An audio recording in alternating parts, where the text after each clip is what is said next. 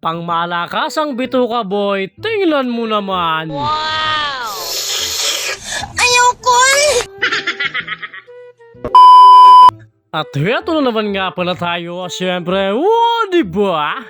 Wapin, at siyempre, after 2,000 years later, What? ay makakapagluto na naman ang bituka boy.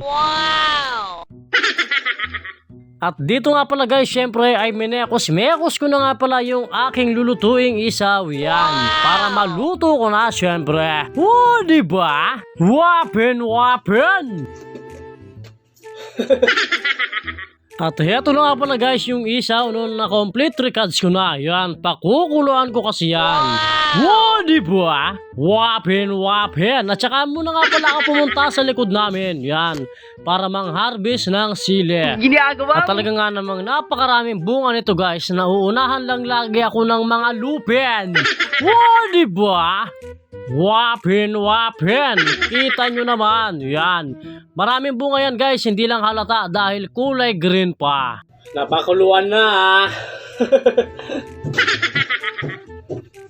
At nung natapos ko na nga pala siyang pakuluan guys, ay heto na siya. Yan, nakaprepare na rin yung mga recads niya. Sibuyas, bawang, pamintang wasak, luya. Yan, at may sili.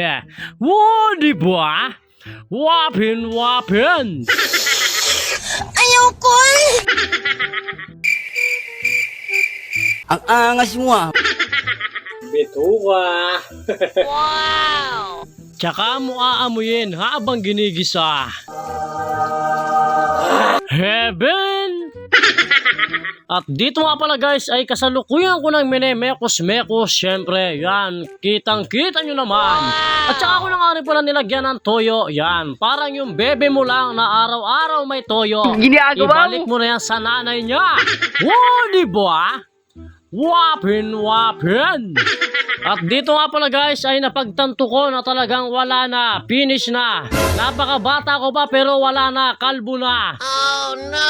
It's my life, it's now or never.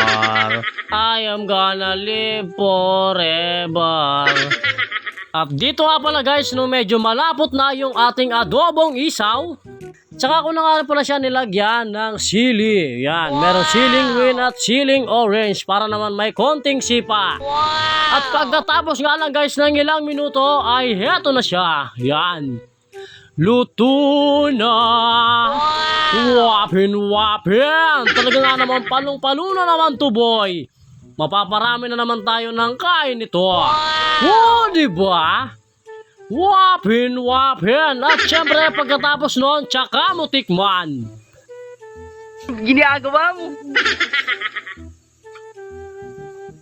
Very nice! At syempre guys, pagkatapos noon, mukbanga na. Diba?